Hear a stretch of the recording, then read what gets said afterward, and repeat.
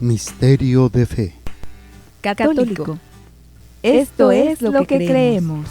Esto es lo que celebramos. Y esto es lo que vivimos. Misterio de fe. Comenzamos. Permítanme gritarlo.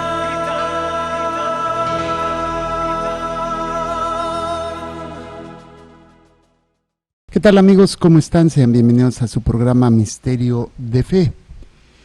Y estamos compartiendo con ustedes en este segmento, pues, lo que es la lectura del Catecismo de la Iglesia Católica, y estamos aprendiendo sobre nuestras bases de fe.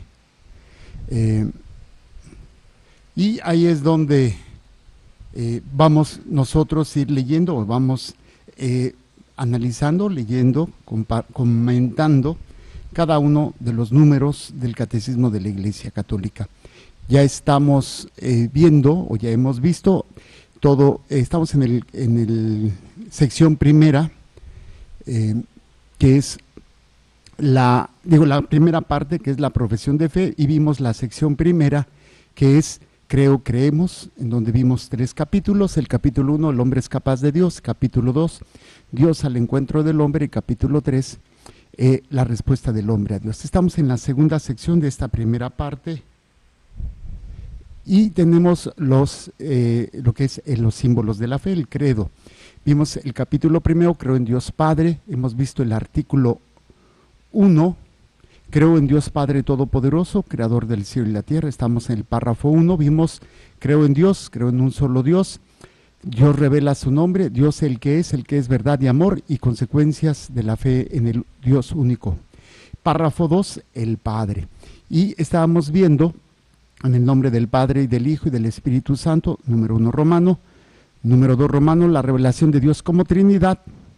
Y estábamos ya en la Santísima Trinidad, en la doctrina de la fe. Estábamos viendo la Santísima Trinidad en la doctrina de la fe, la formación del dogma trinitario. Y ahí es donde nos quedamos y íbamos a empezar a leer este número, y vamos a ir viendo, analizando número por número, como lo hemos estado haciendo hasta ahorita. Número 249 dice: la verdad revelada de la Santísima Trinidad ha estado desde los orígenes en la raíz de la fe viva de la Iglesia, principalmente en el acto del bautismo. Encuentra su expresión en la regla de la fe bautismal, formulada en la predicación, la catequesis y la oración de la Iglesia. Estas formulaciones se encuentran ya en los escritos apostólicos, como este saludo recogido en la liturgia eucarística: la gracia del Señor Jesucristo, el amor de Dios y la comunión del Espíritu Santo sea con todos ustedes, imitando el saludo que hace San Pablo en sus cartas apostólicas. Y es precisamente esta conciencia que se va haciendo desde los inicios con, dice el texto, con el bautizo, la fórmula del bautismo. Y ahí es donde vamos a ir descubriendo esta presencia de la conciencia de la primera iglesia, o de la iglesia cristiana, los primeros años de la iglesia, los primeros siglos, donde se va a ir tomando conciencia de esta fuerza, de esta conciencia de la Trinidad. Y ahí vamos a ir viendo y vamos a ir analizando para poderlo ir comprendiendo. Entonces dice, la verdad revelada. Hay que entender esto. Primero, verdad y revelación. Vamos a empezar con revelación. Ya hemos hablado qué es la revelación, lo vimos en la primera sección de esta primera parte, y hablábamos que la revelación es el acto donde Dios se da a conocer quién es Él, quiénes somos nosotros y cuál es su plan, cuál es su proyecto para nosotros como sus hijos. El plan de salvación nos da a conocer quién es Él, quiénes somos nosotros y para qué estamos. Y en la revelación vamos a encontrar la verdad necesaria para salvarnos. No buscamos otro tipo de verdad, no buscamos... y cuando estamos viendo, cuando estamos contemplando, pues todos estos elementos que van a ser formados por toda nuestra vida, por toda nuestra forma de ser y por toda nuestra conciencia de esta salvación. ¿A qué me refiero? La verdad que voy a encontrar en la Biblia no es una verdad científica, no es en la revelación, porque también está la tradición, no es una verdad científica, histórica, biológica, nada de eso. Es una verdad, la única verdad que es necesaria conocer, la verdad salvífica, o sea, todos los elementos necesarios que me van a llevar a la salvación. Hay otros conocimientos que pueden ayudarme, pero cuando se alejan de esta verdad salvífica, pues ya no es. Por ejemplo, se decreta que el aborto es aceptado y entonces pues muchas gentes quieren que esta es una verdad, pero es una verdad que está basada en una mentira, pero pues si yo acepto esto, me estoy alejando de la verdad que me salva, para perder la salvación por seguir una pseudo verdad o una mentira disfrazada de verdad, porque el gobierno, los diputados o quien sea, el presidente, ha aprobado que el aborto sea legal. Pues el hecho que sea legal, la ley no le quita la cuestión de pecado, no le quita la cuestión de que sea un asesinato y no le quita que te quite a ti la salvación. Es en este elemento que va a ser muy importante. Por eso dice, la verdad revelada de la Santísima Trinidad. Y yo les decía en algún momento, la verdad o el tronco, imagínense nuestra fe como un tronco gigante, en donde creemos en un solo Dios. Ese es el tronco, la existencia de un único Dios. Y de este tronco gigante salen tres ramas grandes o troncos grandes: Dios Padre, Dios Hijo y Dios Espíritu Santo. Esta es la base fundamental de nuestra fe. De aquí viene todo lo que creemos, todo lo que afirmamos y todo lo que tratamos de vivir. Y ahí es precisamente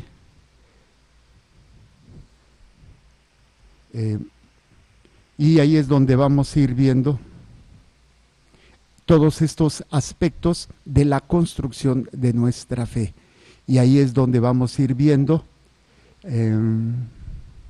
vamos a ir trabajando. Por eso se dice que desde el inicio está esta conciencia de la Trinidad en el bautizo. Dice, la verdad revelada de la Santísima Trinidad ha estado desde los orígenes en la raíz de la fe viva de la Iglesia.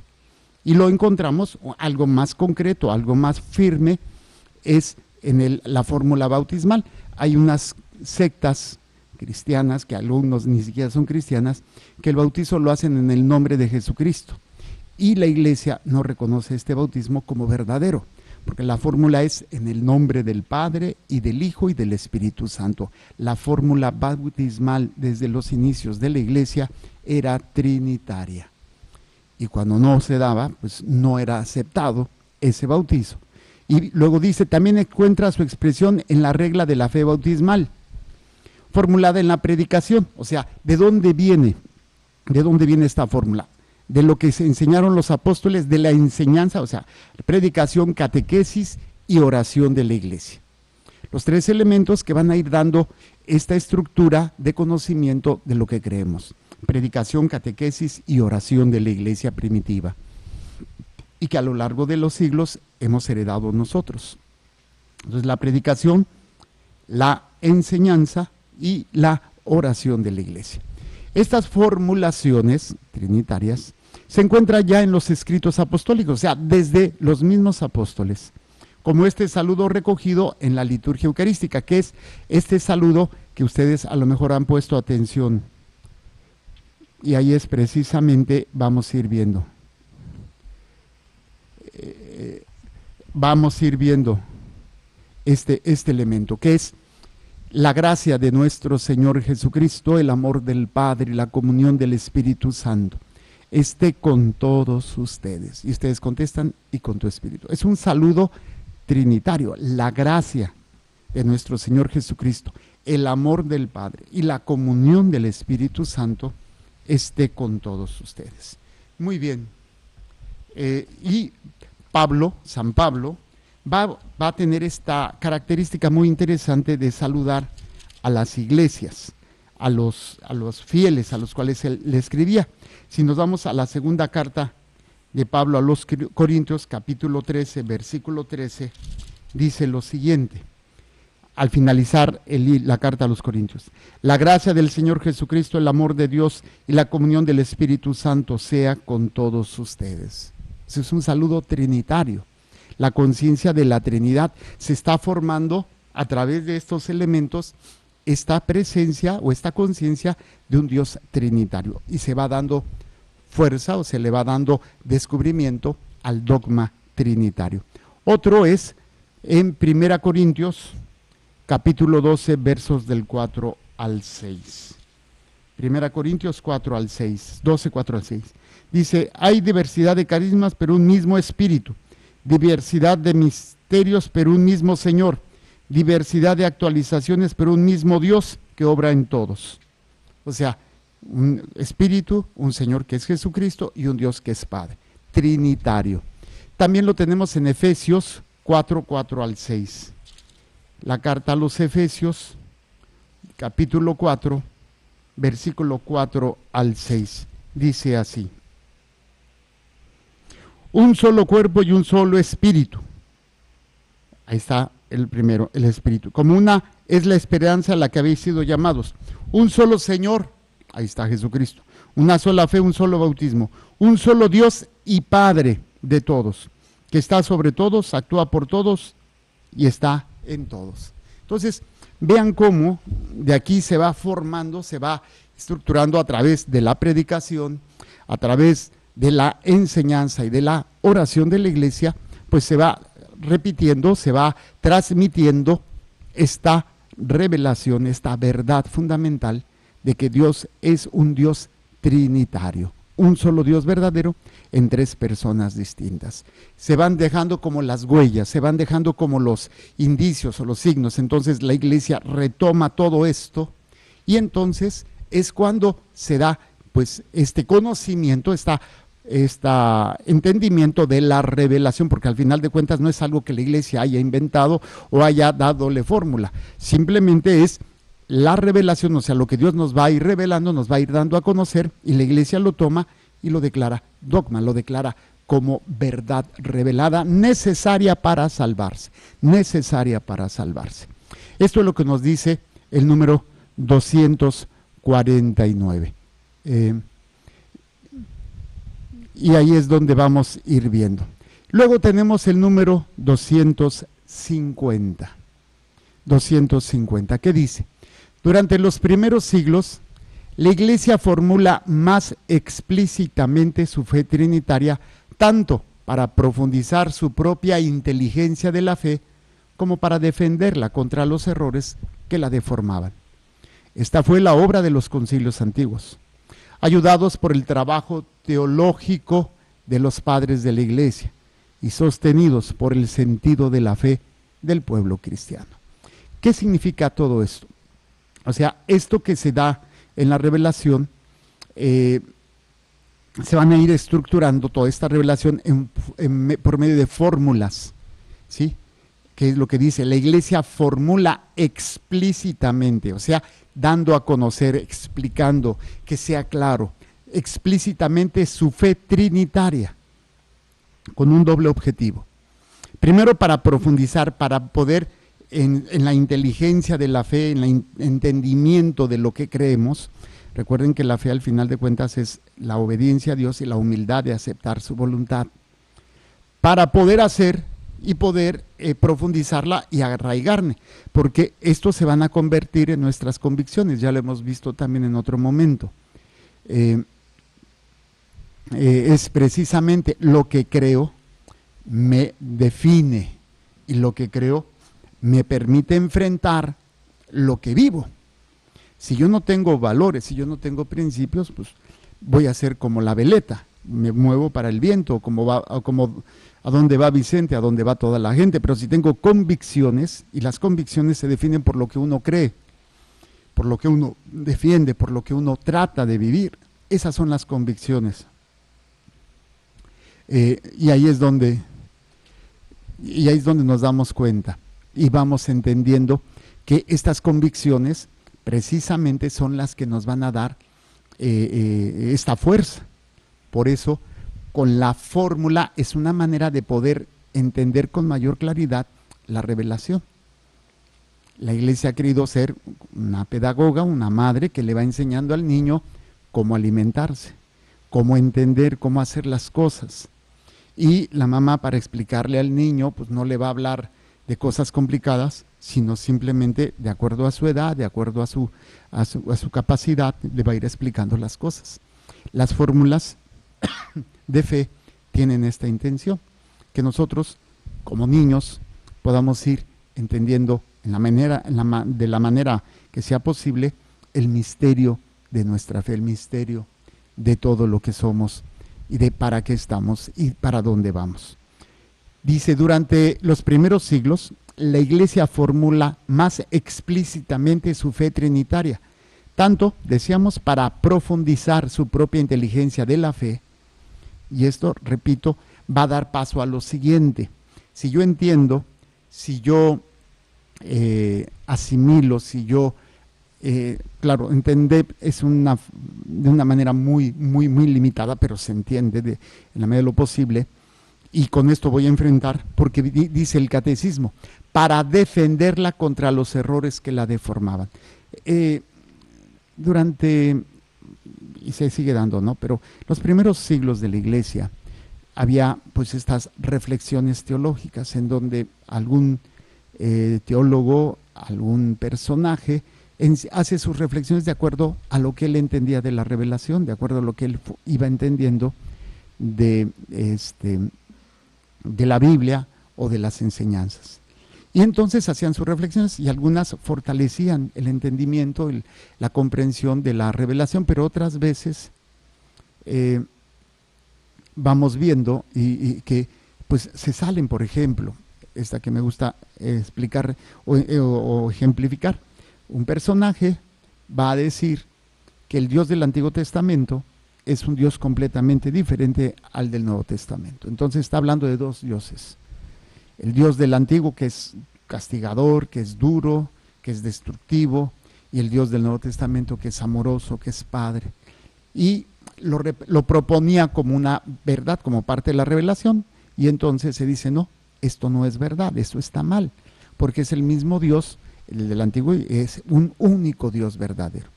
Otro elemento, por ejemplo, que Jesucristo, que el Hijo de Dios, se posesionó de Jesucristo, de la persona de Jesús, el día de su bautizo, y que antes de morir el Espíritu del Hijo de Dios deja a Jesús y muere Jesús nada más sin la parte divina, porque dejó la parte divina, la parte humana, y muere. Y ya después entra otra vez la parte divina para resucitar la parte humana.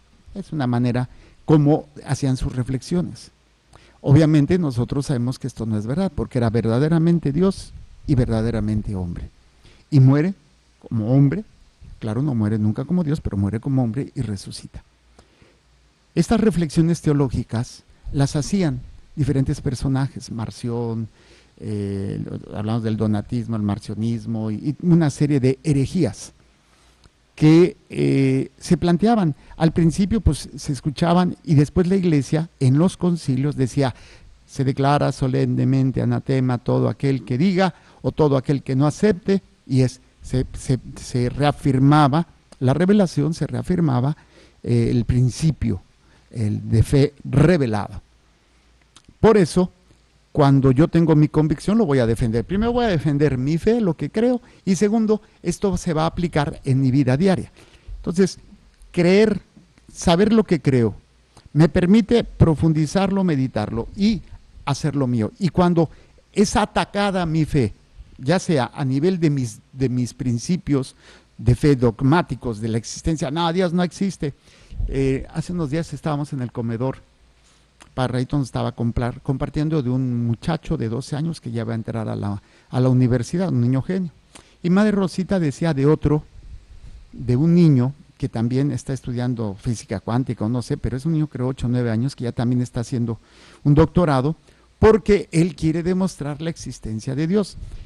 Para decirle a este señor Steve Hopkins, el que murió, que tenía un problema autoinmunológico y que era una eminencia, un científico muy grande, y él afirmaba que Dios no existía. Entonces, pues este niño tenía la intención de demostrar la existencia de Dios. Pero cuando entendemos esto, es precisamente cómo poder entender mi fe en la medida de lo posible, con todos los elementos de la ciencia, porque la ciencia no está peleada con la fe, es poder entender, asimilar y también defender. Entonces, ¿qué hace este niño? Está defendiendo su fe en Dios, su creencia de que Dios existe. Y es un niño de un sacerdote, hijo de un sacerdote ortodoxo. Los sacerdotes ortodoxos de la iglesia ortodoxa sí se casan y tienen hijos. Los de la iglesia latina o la iglesia occidental, que somos nosotros, no nos casamos. Bueno, el caso es que se da este planteamiento de el elemento de la defensa de lo que yo creo. Oye, me dices que Dios no existe, pues yo lo defiendo y sí existe.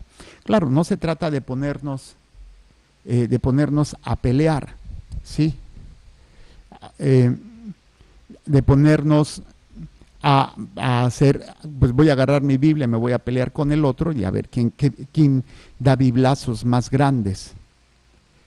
Y ahí es donde vamos a ir viendo y vamos a ir descubriendo y vamos a ir analizando que nuestra fe es precisamente lo que nos permite defender. Si otros no creen, bueno, respeto, pero no me quieras imponer tus creencias, no me quieras imponer, ¿cómo se llama? No me quieras imponer tus, entre comillas, verdades, que ya no se aplica solamente a la creencia, porque la creencia se aplica o se da en la vivencia. Si yo creo en Dios y creo en su revelación, voy a respetar la vida, por ejemplo. Pero si tú quieres imponerme que tengo que estar a favor del aborto, tengo que promover el aborto, yo siendo médico, siendo enfermera o siendo, no sé, en escuela enseñar la homosexualidad, no puedes. Bueno, me podrás tratar de obligar, pero esto va en contra de lo que yo creo, y eso es la defensa de nuestra fe. Y es la defensa para, primero, contrarrestar todas las herejías y todo aquello que quieren, por ejemplo, a nuestros hijos, ¿no? Que en las escuelas, pues muchos jóvenes pierden la fe. ¿Por qué? Porque no faltan maestros que hablan o argumentan de que Dios no existe. Y terminan los jóvenes confundidos. O les plantean pues, la diversidad de ideologías del sexo, de la ideología del género, de todos estos, perdón, de todos estos pensamientos que se quieren imponer. Y los hijos, pues, con bases cristianas, católicas, se les impone o se les va haciendo un coco wash, y pues esto está afectando nuestra verdad. Por eso hay algunos papás que dicen o hacen que es, yo no voy a llevar a mis hijos a la escuela, yo voy a defender lo que creemos, y entonces hacen escuela en casa, que se llama homeschooling. Desgraciadamente, algunos países de primer mundo se les ha arrestado a los padres por no llevarlos a los sistemas de educación oficial, donde se alecciona a los jóvenes o a los niños sobre la ideología del género, sobre la cuestión del matrimonio homosexual, sobre la cuestión de la eutanasia, del aborto. Y estos padres han querido defenderlo y les ha costado. Algunos los han separado de sus hijos por la fe, por su creencia. Y esto, pues obviamente, pues es lo que nosotros tratamos de dar a entender. Por eso tenemos que defender contra todo y contra todos lo que creemos. Si nosotros por evitarnos sufrimientos, por evitarnos dolor o por seguir la corriente, no defendemos la fe, no vemos lo que creemos como una forma de vida, o tratamos de que sea una forma de vida, pues obviamente pues nuestra fe se irá debilitando a tal grado que haremos a un lado a Dios y solamente lo utilizaremos cuando tengo un problema, cuando estoy con una necesidad, cuando estoy en una situación de extremo dolor o de extrema necesidad o de extrema situación. Y ahí es cuando dices, ¿qué está pasando? ¿No? Esto no está bien. Estamos dañando, estamos fallando, estamos no siendo lo que debiéramos de ser. Y ahí es cuando dices, por eso es tan importante entender lo que se daba en los primeros siglos de la iglesia, en la historia de la iglesia, y cómo se está dando ahora nosotros. ¿Qué es lo que está sucediendo? Muchos católicos o pseudo católicos, que se llaman católicos, pero estoy a favor del aborto, estoy a favor de la homosexualidad. Pues ya no estás con los principios, con los dogmas, con la creencia y la revelación que Dios nos ha dado, la defensa de la vida, la defensa de la familia. Y ahí es donde entra todo este teje y maneje de razonamientos científicos, filosóficos y humanistas que quieren argumentar que la iglesia tiene que cambiar, que la iglesia tiene que actualizarse, que la iglesia tiene que dejar de ser tan retrógrada y tan primitiva. Entonces, tristemente, esta es la gran confusión, ¿sí? Y ahí es precisamente, y es lo que nosotros tenemos que realizar. Y ahí es donde, para poder nosotros entender y comprender, pues todos estos aspectos que nos quiere revelar el catecismo. Les vuelvo a leer este número, se me hizo muy interesante. Dice, durante los primeros siglos, la Iglesia formula más explícitamente su fe trinitaria, tanto para profundizar su propia inteligencia, o sea, hacer la suya y que esto se refleje en su vida, y como para defenderla contra los errores que la deformaban. Y ahora la deformación que se da en nuestro tiempo es en los ataques a la vida, a la familia, a los principios de fe. Nos están quitando la conciencia de pecado, que aparentemente, oye, pues te vas a sentir bien, pero nos está quitando la vida eterna, la salvación del alma, por hacernos a un lado la conciencia de pecado. Dice, esta fue la obra de los concilios antiguos, ayudados por el trabajo teológico de los padres de la iglesia y sostenidos por el sentido de la fe del pueblo cristiano. Entonces, el concilio, que es la reunión de los obispos con una finalidad, en aquel tiempo, principalmente apologética, de defensa, de discernimiento y de defensa. El concilio de Éfeso, el concilio de Trento, el concilio de Constantinopla, diferentes concilios en los primeros siglos, que van a ir fortaleciendo y van a ir apuntalando las verdades de la fe, precisamente porque hubo pensadores, hubo reflexiones teológicas, y ahí es precisamente, y ahí es donde vamos a ir entendiendo y comprendiendo este trabajo de la iglesia, la defensa de la fe, la defensa de los dogmas, la defensa de la moral. La moral está sostenida por lo que creo y obviamente por una conciencia natural que tenemos todos de no hacer el mal, que esto Dios lo puso en el corazón del hombre. Claro, hay conciencias adormecidas, atarugadas, atarantadas, o algunas hasta las han asesinado su conciencia y se han deformado la conciencia, y entonces viene la degeneración en la cual estamos viviendo. Una cosa es estar cayendo en pecado y luchar contra él y decir no debo de hacerlo, y otra cosa es fomentar ese pecado y decir esto está bien. ¿Sí? Cada uno puede tener pues ese pecado habitual o esas luchas personales, que puede ser el alcohol, la droga, puede ser el sexo, puede ser la mentira, el carácter, y está consciente que está mal, cae, se levanta, lucha, pide ayuda, pide perdón. Pero están ya la gravedad cuando se hace todo lo contrario, ¿no? Ya no se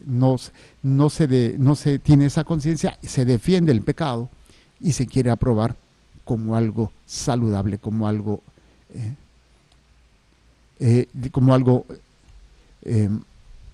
para ti no malo. Y entonces nos damos cuenta que esto es lo que la Iglesia a lo largo de la historia ha querido defender y ha querido sostener. Entonces el concilio se reúne, meditan, junto que hay reflexiones de teólogos, o sea, los pensamientos de grandes teólogos, San Agustín, San Buenaventura, San Ireneo y todos los santos que van a sostener, que van a defender, Santo Tomás, que van a argumentar desde la fe, desde la revelación, desde la Biblia y desde la reflexión filosófica, teológica, estas verdades. Entonces, el concilio, junto con lo que dice el trabajo teológico de los padres de la Iglesia, los padres apostólicos, los padres apologetas, y sostenidos por la fe,